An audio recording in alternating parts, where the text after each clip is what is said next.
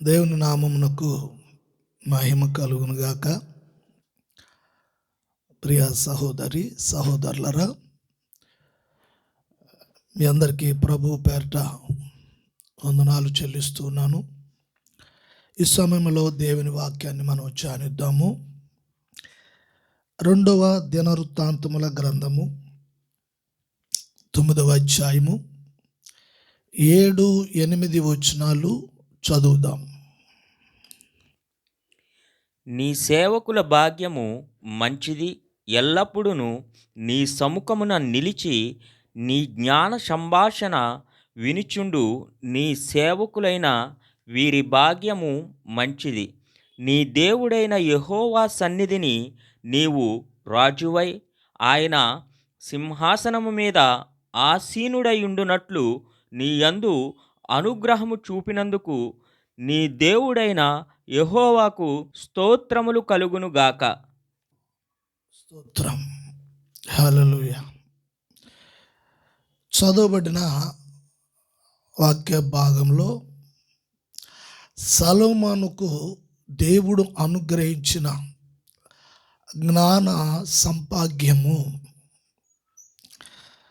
ఆ జ్ఞానమును గూర్చి దేశాలు ఆ జ్ఞానమును గూర్చిన ఖ్యాతి అనగా పేరు దేశాలు వ్యాపించటము జరిగినప్పుడు షాబా దేశపు రాణి సొలొమోనుకు కలిగిన జ్ఞానమును గూర్చి ఆమె చాలా ఆశ్చర్యము చెందింది.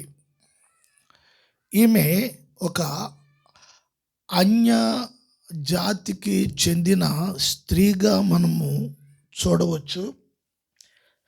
ఈమె తన దేశంలో సొలొమోనుకు కలిగిన జ్ఞానము,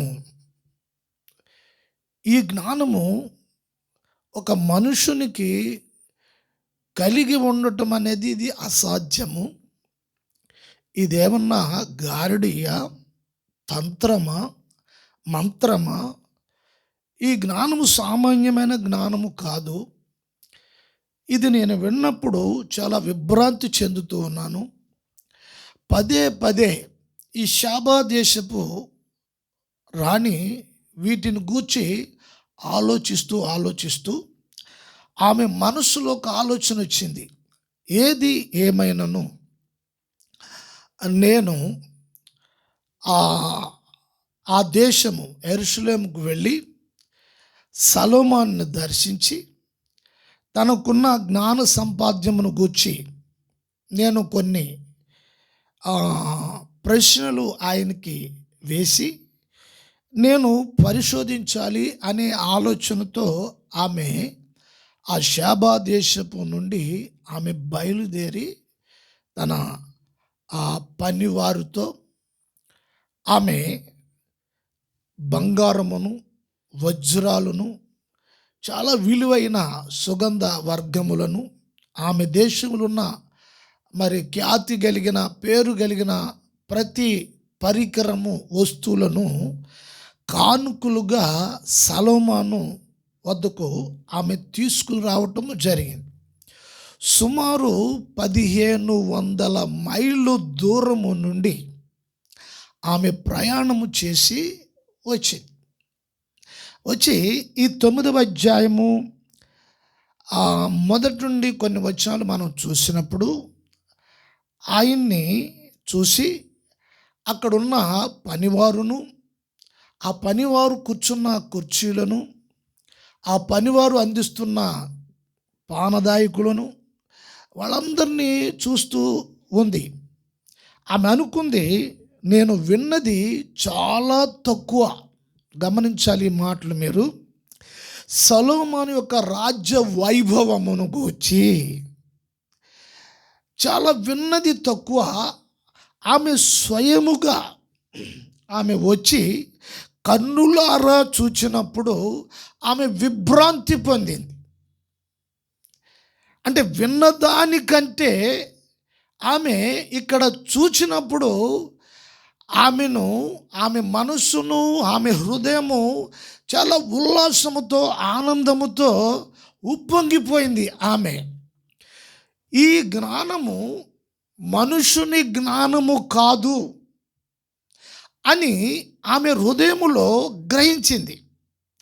కారణం ఏమిటంటే ఆ రాజ్య వైభవము, అక్కడున్న పనివారును, అక్కడున్న ఆ వైభవం అంతా చూచినప్పుడు సొలొమోనుతో చాలా రహస్యమైన నిగూఢమైన విషయాలు, తన మనస్సులో ఉన్న విషయాలను మనస్సు విప్పి సొలొమోనుతో మాట్లాడినప్పుడు సొలొమోను ప్రతి విషయానికి చాలా ఓపెన్గా, చాలా వివరముగా సొలొమోను ఆమెకి అర్థం చేపించాడు. అప్పుడు ఆమె గుర్తించింది, సొలొమోను నోటి నుండి వచ్చే ప్రతి మాట ఇది ఒక దైవ జ్ఞానము అని గుర్తించింది. దేవునికి స్తోత్రము కలుగును గాక. హల్లెలూయా. ఇది దేవుని జ్ఞానము అని గుర్తించింది. అంతేకాదు సొలొమోనును రాజుగా, ఇశ్రాయేలుకు రాజుగా నిర్ణయించి ఆ సింహాసనం మీద కూర్చోబెట్టిన ఆ కార్యము కూడా ఆమె గుర్తించి యెహోవా దేవునికి స్తోత్రాలు చెల్లిస్తుంది, దేవుని ఘనపరుస్తుంది. ఇది చాలా ప్రాముఖ్యమైన విషయం. వాస్తవానికి తన దేశములో మరి తన దేశానికి సంబంధించిన దేవతలు ఉన్నారు, విగ్రహాలు ఉన్నవి, వాటిని పూజించే స్త్రీ ఆమె. అయినను యెహోవా దేవుని మహిమను చూసి, యెహోవా దేవుడు సొలొమోను దీవించిన ఆ జ్ఞానాన్ని చూసి ఆ విషయాలు గ్రహించి ఆమె మరి యెహోవా దేవునికి స్తోత్రము కలుగునుగాక. సొలొమోనుకు మరి అన్నగారులు చాలామంది ఉన్నారు. అన్నగారులు చాలామంది ఉన్నను మరి సొలొమోనునే రాజుగా ఏర్పాటు చేసే విషయాన్ని కూడా ఈ స్త్రీ, ఈ షాబా దేశపు స్త్రీ, ఆ విషయాన్ని కూడా ఆమె గమనించింది, గ్రహించింది, గుర్తించింది. చూడండి, వాక్యం చాలామంది వింటారు, చదువుతారు, మరి దానిలో ఉన్న ఆంతరిక విషయాన్ని, అక్షరానికి సంబంధించిన విషయములో నుండి ఒక ఆత్మ సంబంధమైన విషయాన్ని, ఆ రహస్యాన్ని, ఆ మరుగుపడ్డ విషయాన్ని దేవుని ఆత్మే ఆ విషయాలు బయలుపరచగలదు. అయితే బయలుపరచబడిన విషయాలను కూడా గుర్తించడానికి వివేకము కలిగిన ఆత్మ కూడా అవసరం. ఆమె ఎంత వివేచిస్తుంది? సింహాసనాన్ని చూసింది, రాజు దర్బారుగా మరి సొలొమోను చూసినప్పుడు, ఆ టీవీని చూసినప్పుడు, ఆ ధైర్యంతో కూడిన మాటలు చూసినప్పుడు, ఆ శౌర్యము కలిగిన విధానము చూసినప్పుడు, రాజ్య వైభవాన్ని చూసినప్పుడు, పనివారిని చూసినప్పుడు, దేవుడు సొలొమోనును నిర్ణయించి తన అన్నదమ్ముల్లో ప్రత్యేకించి ఏర్పాటు చేసుకున్నాడని ఈ విషయాలన్నీ కూడా ఆమె గుర్తించి దేవునిని మహిమపరుచుచున్నది. స్తోత్రము కలుగును గాక. హల్లెలూయా. మరి ఈ వచనాలు చదువుతున్నప్పుడు మనం ఒక విషయాన్ని మనం గుర్తించాలని వాక్యం వింటున్న మీకు నేను తెలియజేస్తున్నాను. అన్యజాతి కలిగిన స్త్రీ మరి దేవుని సంగతులను, ఆత్మ సంబంధమైన సంగతులను, దైవికమైన సంగతులను ఇంతగా ఆమె గమనించి గ్రహిస్తున్నప్పుడు రక్షణ పొందిన విశ్వాసులు, దేవుని బిడ్డలు మరి ఇంకెంతగా గ్రహించి ప్రభువుని గణపరచాలి. స్తోత్రం.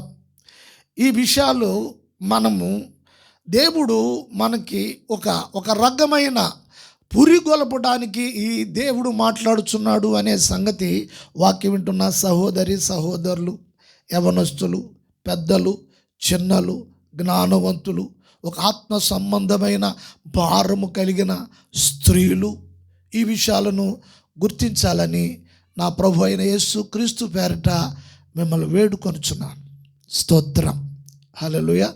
అదేవిధంగా మరొక స్త్రీని గూర్చి కూడా మనము నూతన మరి నిబంధన గ్రంథంలో లేక సువార్తలో మనము ఒక స్త్రీని గూర్చి మనం చూద్దాం. మత్తయి సువార్త 15వ అధ్యాయము 21, 22 వచనాలు. యేసు అక్కడి నుండి బయలుదేరి తూరు సీదోనుల ప్రాంతమునకు వెళ్ళగా, ఇదిగో ఆ ప్రాంతముల నుండి కనాను స్త్రీ ఒకటి వచ్చి, ప్రభువా, దావీదు కుమారుడా, నన్ను కరుణింపుము, నా కుమార్తె దయ్యము పట్టి బహు బాధపడుచున్నదని కేకలు వేసెను. హల్లెలూయా. ఈ చదవబడిన సువార్త భాగంలో యేసు ప్రభువు ఈ లోకంలో శరీరధారి అయి ఉన్నప్పుడు యేసు ప్రభువు అనేక ప్రాంతాలు తిరిగి సువార్త ప్రకటిస్తూ ఉన్నారు. దేవుని రాజ్యం గురించి ప్రకటిస్తూ ఉన్నారు. ఆ సందర్భంలో తూరు సీదోనుల ప్రాంతానికి యేసు ప్రభు వెళ్ళుచూ ఉంటున్న సమయంలో ఆ తూరు సీదోను ప్రాంతము నుండి ఒక స్త్రీ పరుగు పెట్టుకుంటూ కేకలు వేస్తూ యేసు ప్రభుని మరి బతిమాలు కొనుచు ఆమె కేకలు వేస్తుంది. గమనించాలి, ఆమె ఏ విధంగా పిలుస్తుంది అనేది మనము ఈ మాటను గమనించాలి.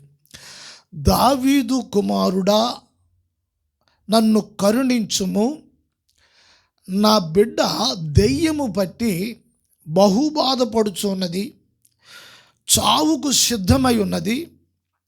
ఇట్టి సమయంలో నాకు మీరే సహాయము చేసి నా బిడ్డను బ్రతికించాలి అని బతిమాలుకుంటూ ఆమె కేకలు పెట్టుకుంటూ వస్తుంది.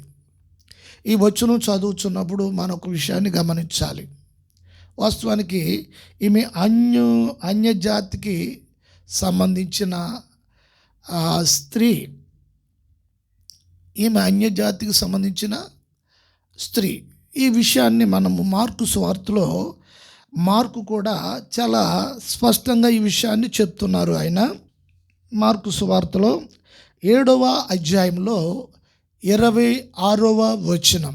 ఈ స్త్రీ గురించి వివరణ కూడా మనం చూద్దాం. ఆ స్త్రీ సురోఫెనేకియా వంశమందు పుట్టిన గ్రీసు దేశస్థురాలు. ఆమె తన కుమార్తెలో నుండి ఆ దెయ్యమును వెళ్ళగొట్టమని ఆయనను వేడుకొనెను.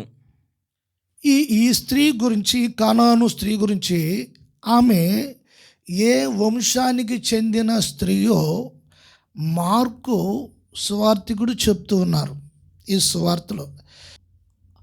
ఈమె గ్రీసు దేశస్థురాలు, అంటే ఒక అన్య జనాంగములో నుండి వచ్చిన స్త్రీ. గమనించాలి ఈ మాట.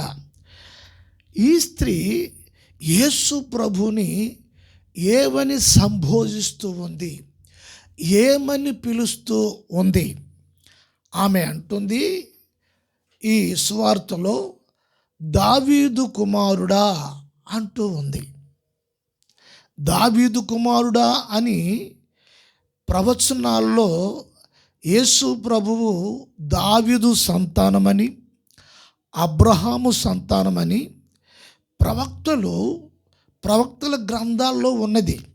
దేవుడు ప్రవక్తల ద్వారా యేసు ప్రభుని గూర్చి ముందుగానే ఈ విషయాలు కొన్ని వందల సంవత్సరాలకు పూర్వము దేవుడే ప్రవక్తల ద్వారా మాట్లాడి ఈ సంగతులు రాయించారు. మరి ఈమె చూస్తే తూరు సీదోను పట్టణానికి, అంటే అన్య జాతికి సంబంధించిన గ్రీసు దేశస్థురాలు. మరి ఈమె ప్రవచనానుసారముగా ప్రవచనాల్లో ఉన్న ఆ పేరును బట్టి దావీదు కుమారుడా అని పిలుస్తుంది. మరి అక్కడ పరిసర ప్రాంతాల్లో యేసు ప్రభు ఎవరి కుమారుడు అని చెప్పుకుంటున్నారు అంటే, మరియమ్మ కుమారుడు, యోసేపు కుమారుడు అని సర్వసాధారణంగా మాట్లాడుకుంటూ ఉన్నారు. కానీ వాస్తవానికి ఈ అన్యజాతికి సంబంధించిన ఈ స్త్రీ ఏమని పిలాలి? మరియమ్మ కుమారుడా, యోసేపు గారు కుమారుడా, నన్ను కరుణించయ్యా, నాకు సహాయం చేసి నా బిడ్డను బ్రతికించు నాయనా అని అడగాలి. కానీ ఈమె అంటుంది దావీదు కుమారుడా. చూడండి, ఈ వాక్యాన్ని ఆధారం చేసుకుని నేను ఒక మాట మీతో చెప్పాలని ఆశపడుతున్నాను. అదేమిటంటే, ఈ రోజున క్రైస్తవ బిడ్డలందరూ కూడా అన్య జనాంగానికి యేసు ప్రభువు తెలీదు, బైబిల్లో ఉన్న విషయాలు తెలీదు అని కొందరు అభిప్రాయం ఉంటూ ఉంటుంది. మరి ఈ 2 సందర్భాల్లో చూసినప్పుడు ఈ అన్య జాతికి చెందిన స్త్రీలు దేవుణ్ణి మహిమపరుస్తున్నారు. మరి శాబాదేశపు రాణి యెహోవా దేవుణ్ణి ఘనపరుస్తుంది, ఆయన చేసిన కార్యాలని ఘనపరుస్తూ ఉంది. మరి ఈ తూరు సీదోను పట్టణాలకు సంబంధించిన సురేపియా వంశస్థురాలు, గ్రీకు దేశానికి సంబంధించిన ఈ స్త్రీ ఆయన దావీదు కుమారుడా అంటూ ఉంది. మరి ఈ లేఖనాలను ఆధారం చేసుకుని అన్యుల్లో కొందరు లేఖనాలు ఎరిగిన వారు ఉన్నారు అని మనం గుర్తించాలి. వాక్యాన్ని ఎరిగిన వారు ఉన్నారు అని గుర్తించాలి. వారి మందిరానికి రాకపోవచ్చు, లేకపోతే ఎప్పుడో మరి క్రిస్మస్ పండుగకి, ఆ పండుగకి మరి కొందరు ఆ పండగ పేరు చెప్పి మందిరానికి రావచ్చు. అయితే ఇప్పుడు వాళ్ళ లోపల కూడా ప్రభువునందు విశ్వాసము ఉంది. రహస్యమైన విశ్వాసులు కొందరు ఉన్నారు. యేసు ప్రభు కాలంలో కూడా అరమతి యోసేపు మరి యేసు ప్రభు మృతదేహాన్ని అడగడానికి కూడా అతడు కూడా రోమన్ ప్రభుత్వంలో ఒక ఎంప్లాయ్ అయి ఉన్నాడు. ఆయన ఒక ఉద్యోగస్తుడై ఉన్నాడు. ఆయన కూడా యేసు ప్రభు మృతదేహాన్ని అడిగాడు. నా సమాధిలో ఆయన్ని పెట్టుకుంటాను, నాకు ఇవ్వండి అని మరి రోమా ప్రభుత్వాన్ని మరి అడిగాడు. ఆయన కూడా ప్రభువందు రహస్యముగా విశ్వాసం ఉంచిన వాడై ఉన్నాడు. ఈ అంచె దినాల్లో అన్యజనుల్లో కూడా చాలామంది ప్రభువునందు రహస్య విశ్వాసులు ఉన్నారు. ఈ వాక్యం బట్టి చూస్తే అట్లాగే ప్రభువుకు కూడా ఆ రహస్యమందు ఉన్న విశ్వాసులను కూడా ప్రభువు ఎరిగి ఉన్నాడు. తప్పకుండా ప్రభువు వారిని సంపూర్ణంగా రక్షించుటకు, సంపూర్ణంగా విడిపించుటకు, ప్రభు సన్నిధికి వారిని నడిపించుటకు, వారు మారు మనసు పొందుటకు, వారు ప్రభువునందు నామమును బట్టి వారు తండ్రి కుమార పరిశుద్ధాత్మ నామములో వారు బాప్తిసము కూడా తీసుకుని ప్రభు సంఘ సహవాసములో కొనసాగించే రోజులు కూడా దగ్గరలోనే ఉన్నటువంటి వారికి. హల్లెలూయా, హల్లెలూయా. ఈమె అంటూ ఉంది, మరి దావీదు కుమారుడా, నా బిడ్డను రక్షించు. అదే మత్తయి సువార్తలో 15వ అధ్యాయంలో ఈ స్త్రీతో యేసు ప్రభు మాట్లాడుచున్న మాట 28వ వచనంలో, అందుకు యేసు, అమ్మా, నీ విశ్వాసము గొప్పది, నీవు కోరినట్టే నీకు అవునుగాక అని ఆమెతో చెప్పెను. ఆ గడియలోనే ఆమె కుమార్తె స్వస్థత నొందెను. హల్లెలూయా. చూడండి, ఆమె గొప్ప విశ్వాసంతో ప్రభు యొద్దకు ఆమె వచ్చింది.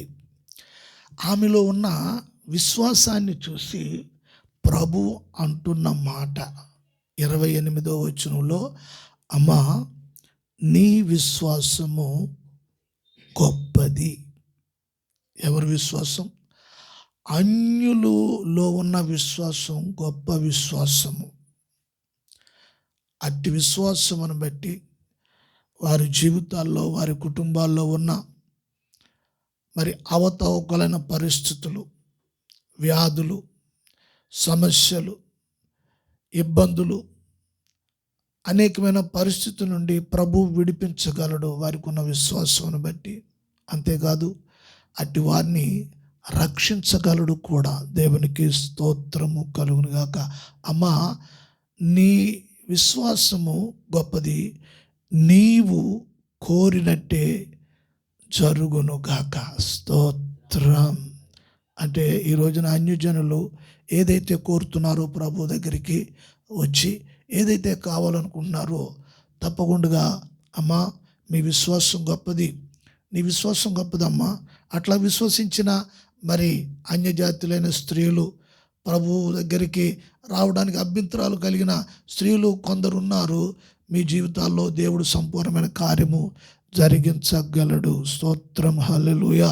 మీకు సహాయం చేయగలడు. హల్లెలూయా. మీ విశ్వాసం గొప్పదని ప్రభువు చెప్పుచున్నారు. అట్టి గొప్ప విశ్వాసాన్ని ఇంకా ముందుకు ప్రభువు మీ జీవితాల్ని నడిపించాలని ప్రభు పేట నేను ప్రార్థిస్తూ ఉన్నాను. అంతేకాదు ఇక్కడ మరి షేబా దేశపు రాణి విషయంలో మన ప్రభు అయిన యేసు క్రీస్తు ఒక మాట చెప్తూ ఉన్నారు. మత్తయి సువార్త 12వ అధ్యాయము 42వ వచనం.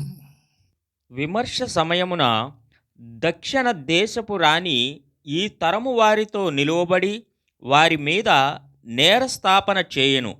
ఆమె సొలొమోను జ్ఞానమును వినుటకు భూమి అంచెముల నుండి వచ్చెను.